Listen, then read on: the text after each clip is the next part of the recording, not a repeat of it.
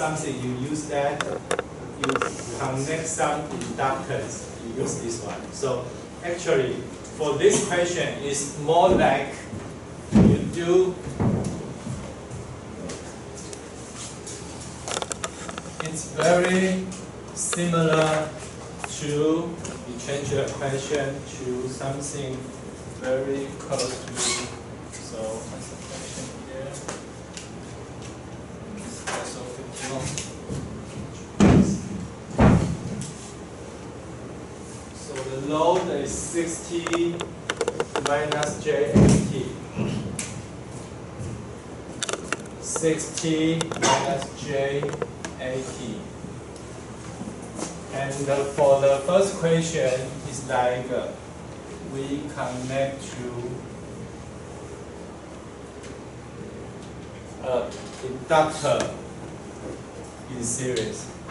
So it's similar to the question here.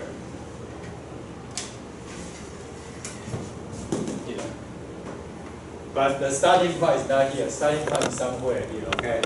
So you connect your transmission line with your inductor in parallel. So you will follow this.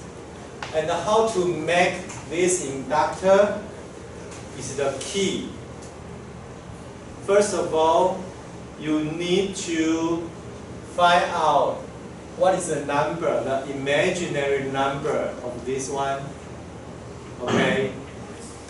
And once you find out this one, you know you need a positive value of the complex number of this value, and then you can choose, you use your, maybe, I think you can use your open to make an inductor, or use your short to make, maybe also can make an inductor, but you will get a longer line. So this is the key. I think I just give you the idea, and you need practice, right, by yourself. So you find out here, okay, like this is a starting point, and then you take a transmission line to touch your gray circle here. Then you, first of all, you obtain the length of this transmission line. You determine your transmission line by using your Smith chart. You make a ruler from here and from here, these 2 points. And then you use the index outside the circle to find how long the transmission line is. Do you understand how to do that? I think you have a question about the length, right? Okay. Okay. So how long it is depends on, you make a ruler here, you make 2 straight lines here, and then find the index. And you can determine the length of the transmission line. Okay? And then once you find out the location of here, then you know the negative value of your imaginary part. Okay? Then you use something to make a positive value. This one must multiply by the normalized 15 ohm back, okay? Just remember, not only this number, this is a normalized number, and you use your open or short line to make the number. So if you use a short, from the short, and you make 1.47 from here. Okay, 1.47 here, and you know the length of the stop. It is 0.095 lambda. So this is how how they do the question. So I think this question is from the textbook. Maybe you have exactly the same question, you not, or they change your example. But the thing is, you know how to do that, right?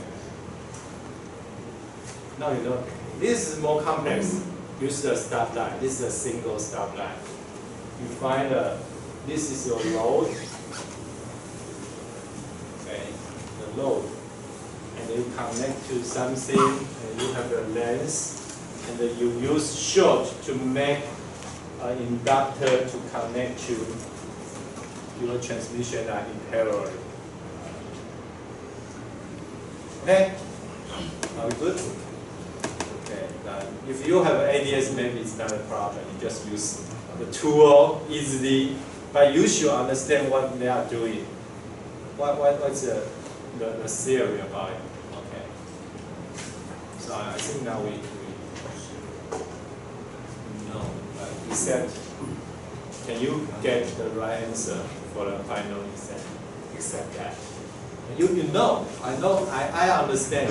Maybe you can understand what's the technique, but the thing is, how can you get the right answer? You don't make mistake. To get the right answer.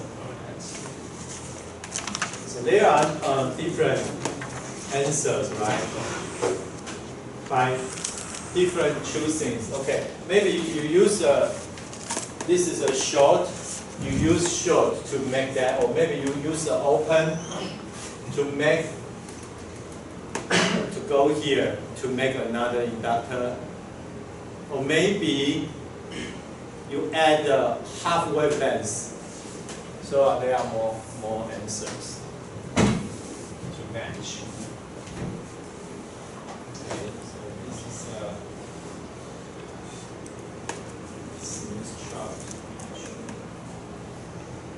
Okay. So you can go here and come back. This is another answer.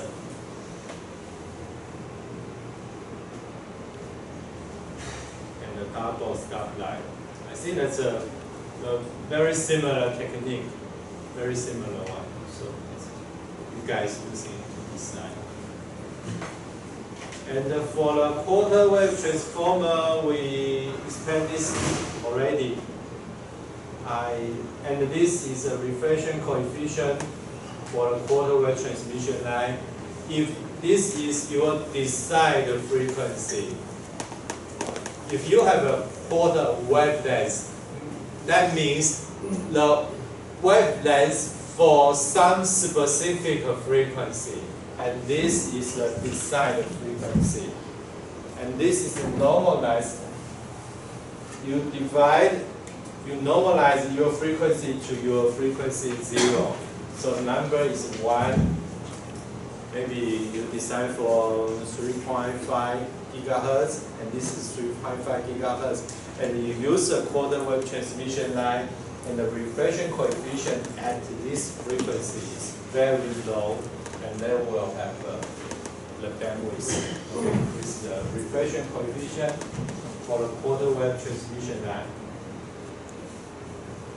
And you can also put these numbers 0 on the Smith chart. You can see that if you use a quarter wave transmission line, because one circle is half wave transmission line, right? So for quarter wave transmission line, always go to the next side of the circle, another side of the circle. If you come from here and then you connect a quarter wave transmission line, you will go to another. So quarter wave transmission line always go to another part of the circle. It's like a half circle.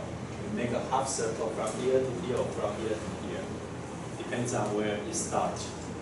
If there is a open, you have a quarter wave transmission line, it will become short, okay, to open for any other part. So I think it's a technique.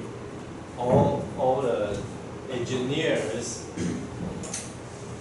of RF engineers, they know portable transmission line because it's very useful. Okay, and then there is a small reflection. I mentioned that from the textbook I write down. Okay. Small reflection theory. They mentioned that in the textbook is about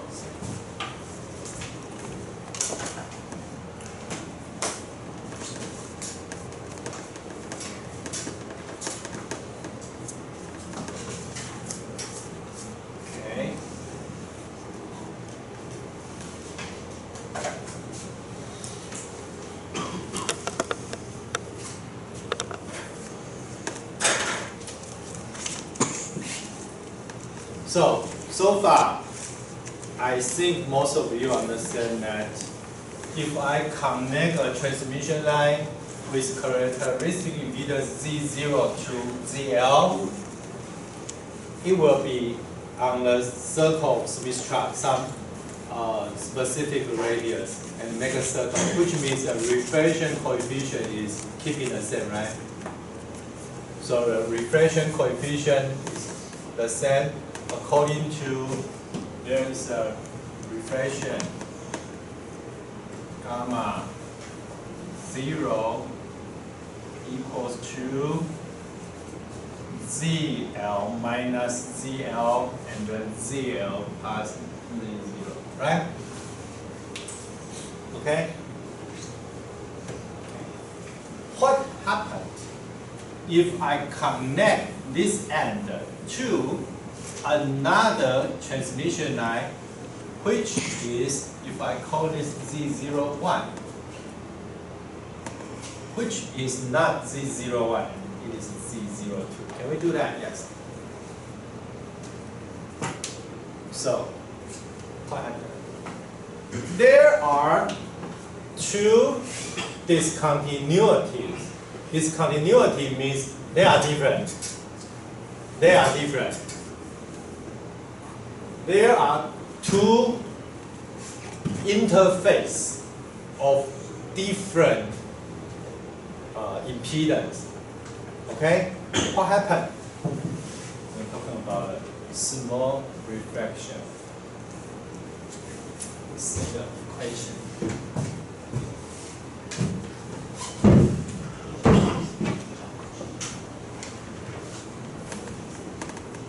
Because there are two interfaces, so maybe I need some name of that. Let me change the name. Z1, Z2, Z0. That's okay. I use this is 1, and this is 2. Just a name, okay? Just a name. Z1 and Z2. On this interface, the reflection coefficient, I call that gamma 1 equals to ZL minus Z2.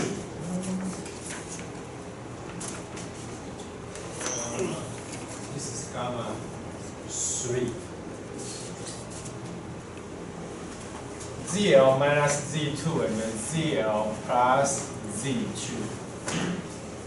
And for this interface, the reflection coefficient gamma 1 equals to a different Z2 minus Z1 and then Z2 plus Z1, the interface. Okay? And for this one is different way. So gamma 2 equals to Z1 minus Z2, Z1 plus Z2. Okay? And this is a reflection coefficient if this is a lossless transmission line. And also we define T21, this is the transmission to, it is a 2-1 and then 1-2. Okay? Those two are transmission coefficient. It is 1 plus the reflection coefficient. Remember the wave impedance, right? the wave impedance. So the transmission coefficient is 1 plus the reflection coefficient. So 2, 1 is gamma 1. So it's gamma 1 is from here. So transmit is 2, 1. So 2, 1 equals to 1 plus, you have a reflection coefficient 1 plus gamma 2, 1 is gamma 2, gamma 1.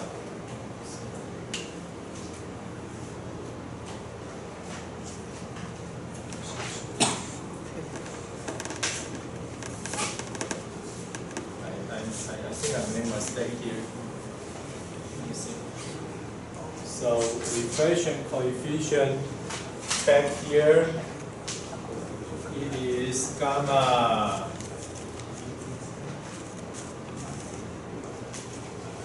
2.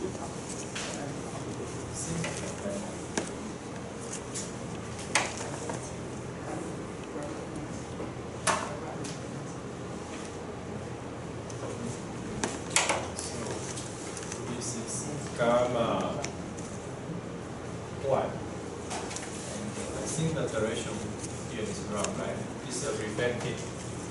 So L minus L2. So this one is gamma 1 equals to Z2 minus Z1 and the Z2 plus Z1. And the gamma 2 equals to the different direction. Z1 minus Z2. And Z2 plus Z1, right? Since it's same gamma 1, 2 minus 1, yes, and the gamma 2 must be correct. So it's reflected, so you have transmitted T1 to 2, 1 equals to 1 plus gamma 1 is transmitted. And another direction, 1, 2 equals 1 plus gamma 2. Okay. All this is because I have 2 interfaces. So I have one more reflection coefficient and their opposite directions of gamma 1 and gamma 2 actually. For here, gamma 1 equals to minus gamma 2. They have the same value. It depends on you regard which one is the load and which one is transmission line. A different way to see it. Okay? For the, you have questions about that? This is a starting point of we analyze this question.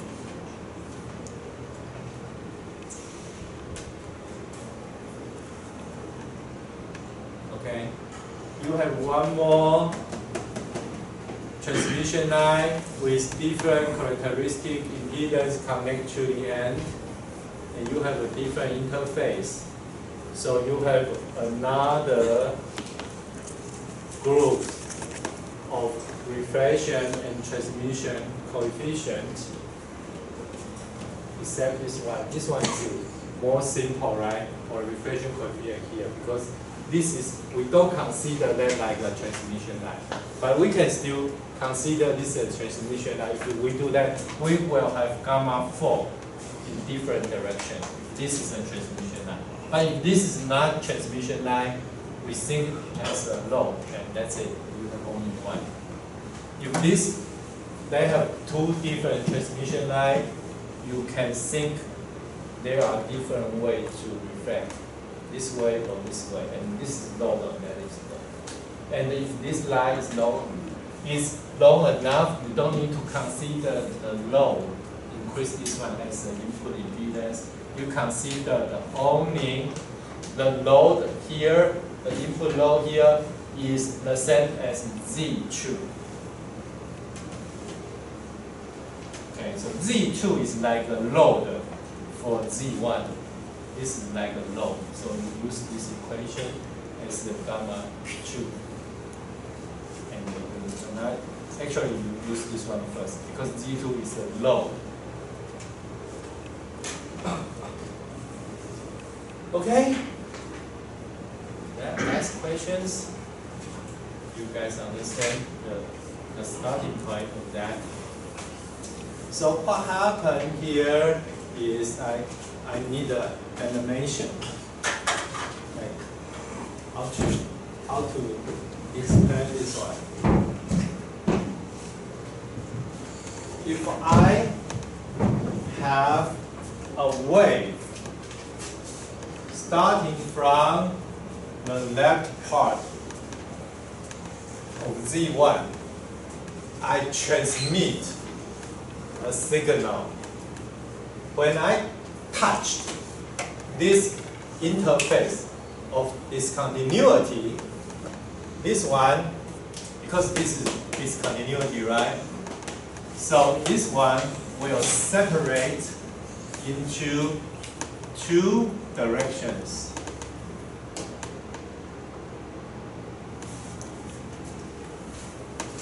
Okay?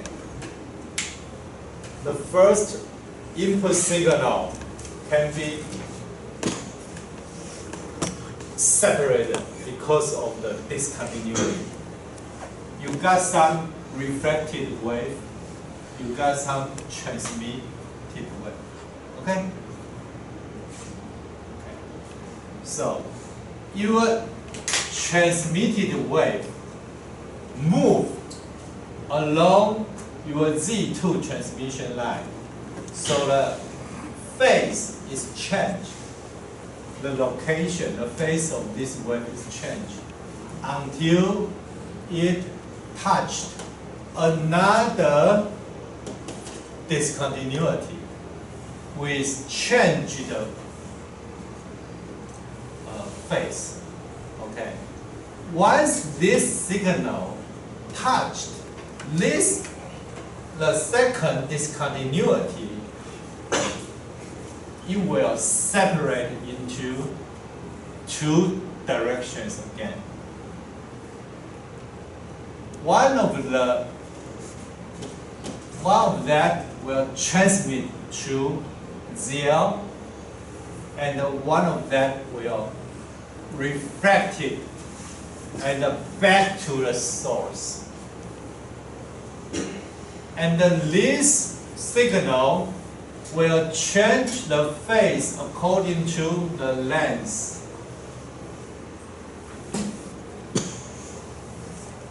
They are getting smaller and smaller because of loss and the reflection. Two reasons, right? If there is an attenuation, signal is getting smaller and smaller, and according to the reflection, getting less and less. So you will see the picture, right? If the magnitude of your input signal is 1, touched to first discontinuity, it will separate it into two directions. One part of that is gamma 1, and part of that is T21.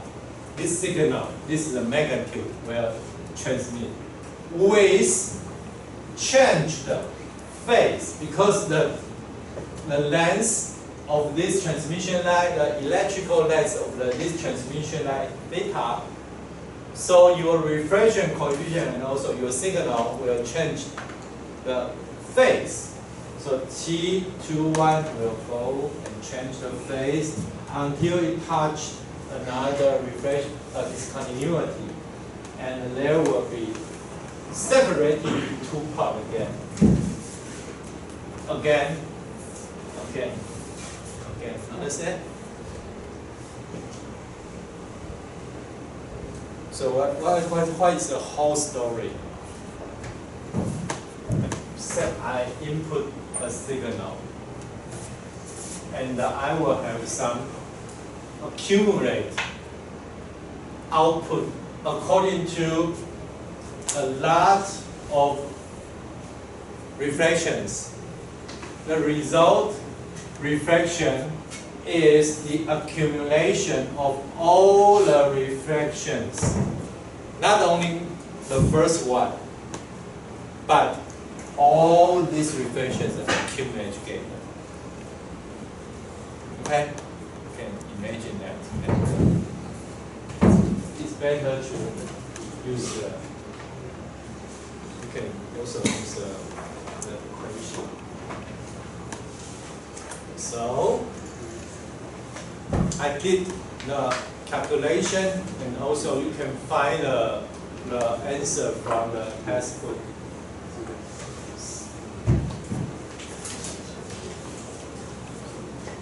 There's no tip, no shortcut. Just put all the numbers in, and then put all the phase and all the reflection coefficient, and you will have a lot of results. But the thing is, because these numbers, the reflection coefficient is like 0 point something. It's less than 1, right? So it's getting smaller and smaller and smaller and smaller. They have a lot of times, the turns, maybe the 10 turns or 20 turns is very small, so you can neglect it.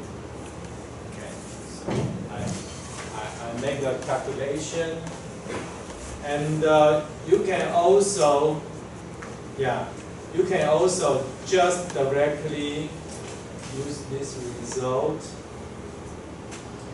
You can also use the sigma, and then use the gamma 2 to the power n and gamma 3 to the power n. And these are different phases. You just make an organization, and this is the result. Beautiful, because they have the rules. Okay? And there are some rules you can apply on it, and then you can get a beautiful approximation of the total result. So the total refraction with two different discontinuity is gamma 1 plus gamma 3 multiply e to the minus 2z theta. Because you see, it makes sense, right? We go here and then come back. So two times your phase. Two means counting. So I think I already do all the calculations. I think in your textbook they have a result, but here I do all the math. And this is two discontinuity. But we are not satisfied. How about a lot of discontinuities? You can make maybe 4 sections. They all have different characteristic impedance. Maybe for this case, they have the same length. So you can use this equation. Okay? Okay.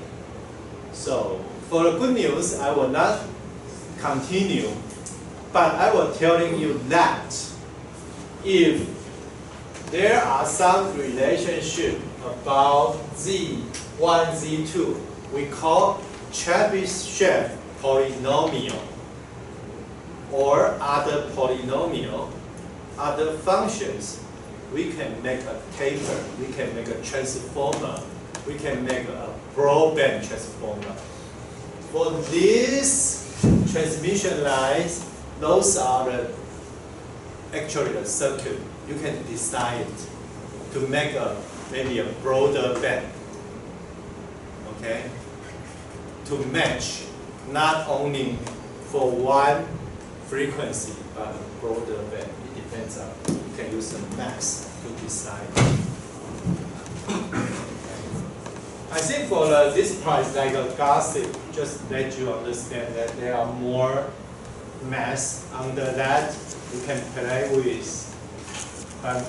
It's I think I will just stop at, I just use the Smith chart is good enough, but for this one, there are much more. Okay? After you familiar with maybe Smith chart or the basic, the theories, there are more you can study deeper. Okay, so here we finished chapter 2. This is chapter 2. Then I think this is part of the chapter 2 in your textbook, and let's start our final chapter of microwave engineering. For chapter 1, we don't see our transmission line unless a coaxial line, right? We have a coaxial line. I give you a dimension of the outer radius and the inner radius, and I want you to calculate. But other than that, we don't have the real transmission line. Every time I talk about transmission line, I draw like this one. I told you transmission line, right? We don't know how to make it, except the coaxial one. So for this chapter, in your textbook, there are many other examples. The real transmission line, real high frequency transmission line. But I will only focus on 3 types of the transmission line. We will use that in our lab, very open. I will not say that everyone use that very open. No, I will just only tell you, because in our lab, you see these 3 types of transmission lines very often. That's it. But in the industry, there are many applications, many types of transmission lines. We don't say it's very often in the real world, no. Okay, I just only say in the lab, in our lab, because you will understand that easily. You see that very often, right? So 3 types of transmission line, including waveguide.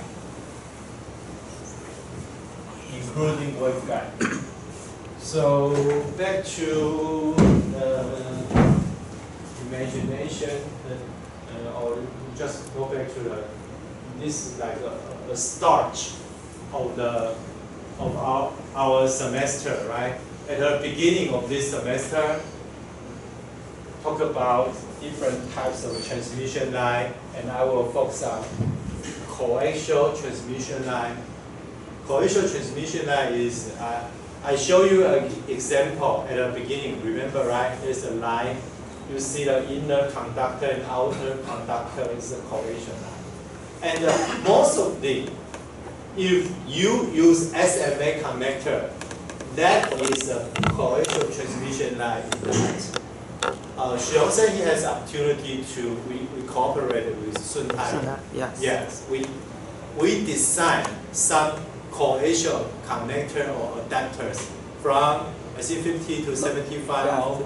50 to 75 and 75 to 75, load and adapter. Yes, we use those equations we introduced. The inner and outer, and there are more. Maybe we need more knowledge from mechanical engineering. How to make that in real world. Not just I draw a true circle. There are always some limitations of fabrication. You will not, like for example, if I want to make a coaxial line with your media is air. This is a signal line, and this is outer. I want to make it. It is impossible that you make it float, right? You need some material to support your signal line. Oh. Yes, there are many other the real world issues. Okay, real world issues. So we will just gossip and discuss a little bit about coaxial transmission line, but I think all of you already have enough information about coaxial transmission line. consider the miniature size, the standard size. This is an industry consideration. And I think most of you are very interested in microstrip line because it's relevant to your undergraduate project or maybe some topic of a graduate student for your thesis. Why we use microstrip line? Because we can make it. We can manufacture it. Doesn't mean we need to use this one necessary. No. This is just only because it's easy to make from our lab. Okay? So there are other possibilities. So, but we will talk about microstrip line later. And finally, we will talk about the waveguide. This is very special transmission line. I show you, I think the last time, right? Transmission line.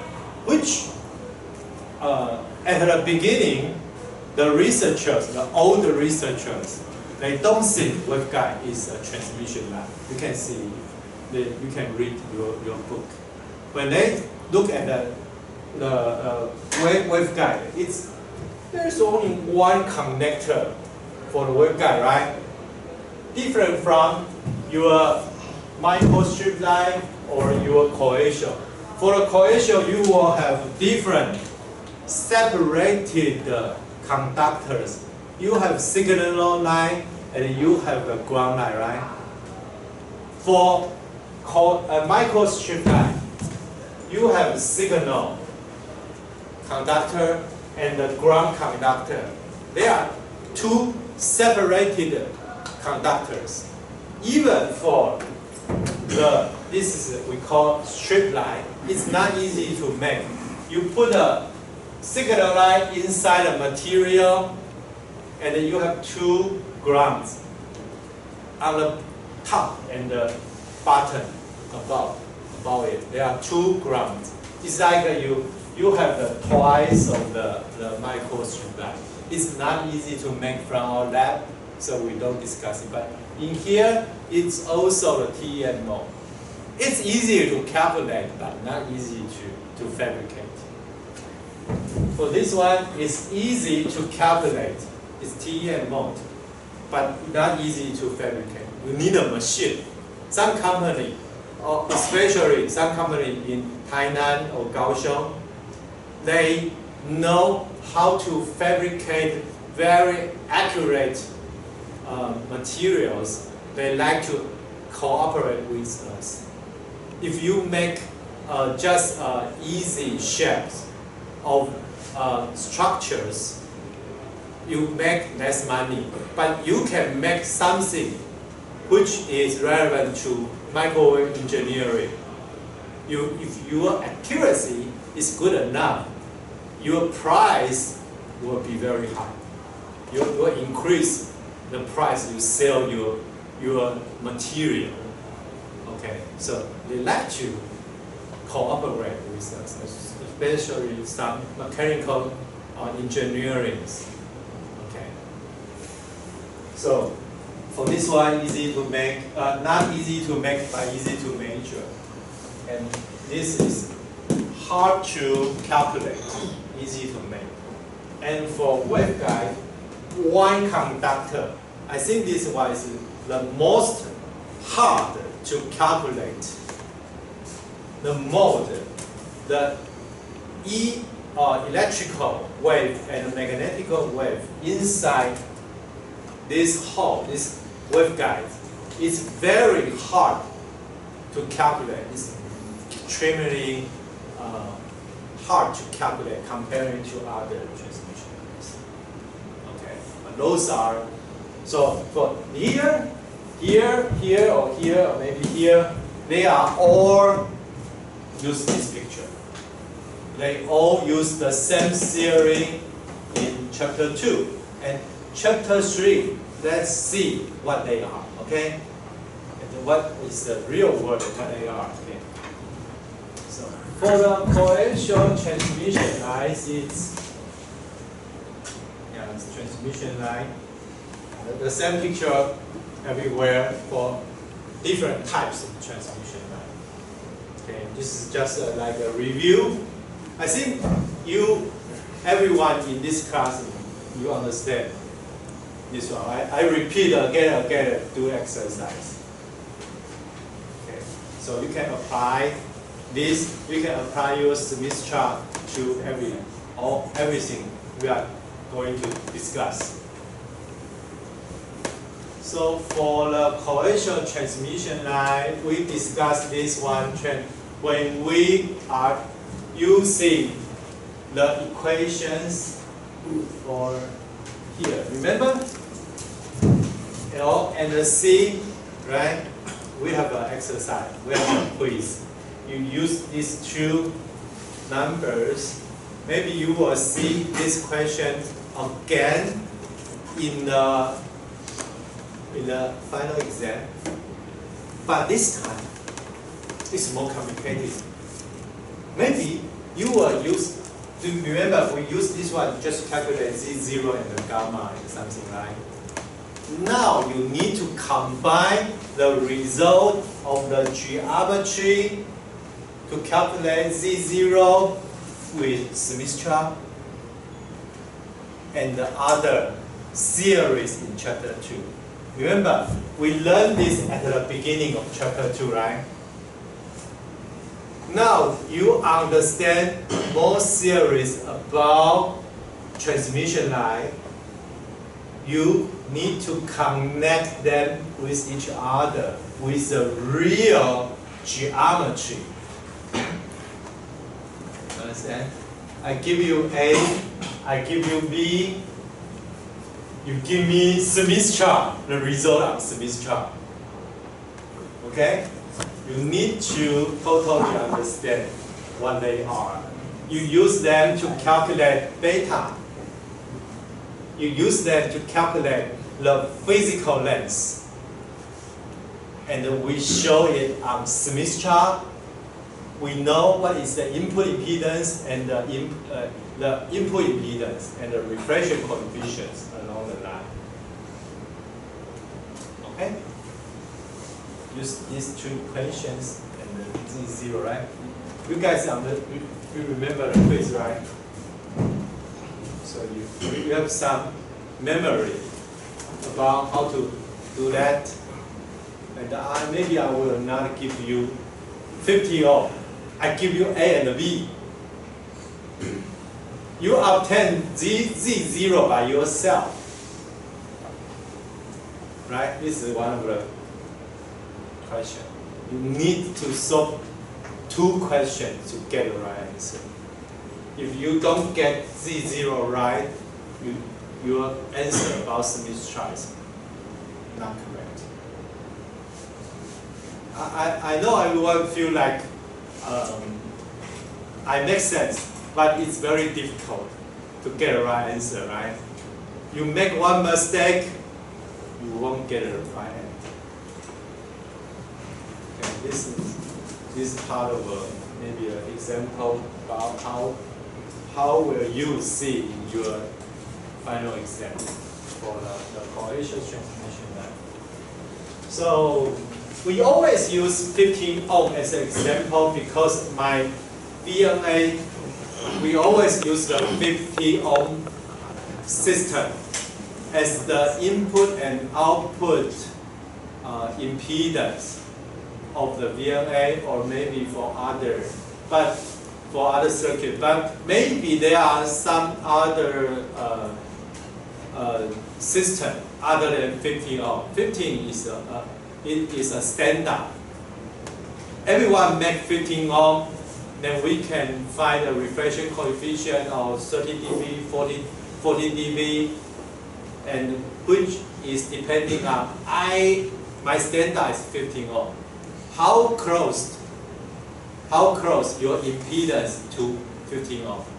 Okay, so we always use 15 ohm. And why 50 ohm? Why? This is the reason why. 50 ohm is not because the number is beautiful. There is some reason. Okay. So this is if you make different coaxial characteristic impedance for a coaxial line, you make a different ratio, so you have different Z0, okay? You will see that close to 30 ohm, if your Z0 is 30 ohm, your transmission line can handle the maximum power. If 30, okay? 33. 30 ohm, you can hold 700, more than 700 volts. The power and I think voltage and the power is close to here. Maybe you will see this one is power. The maximum power is here.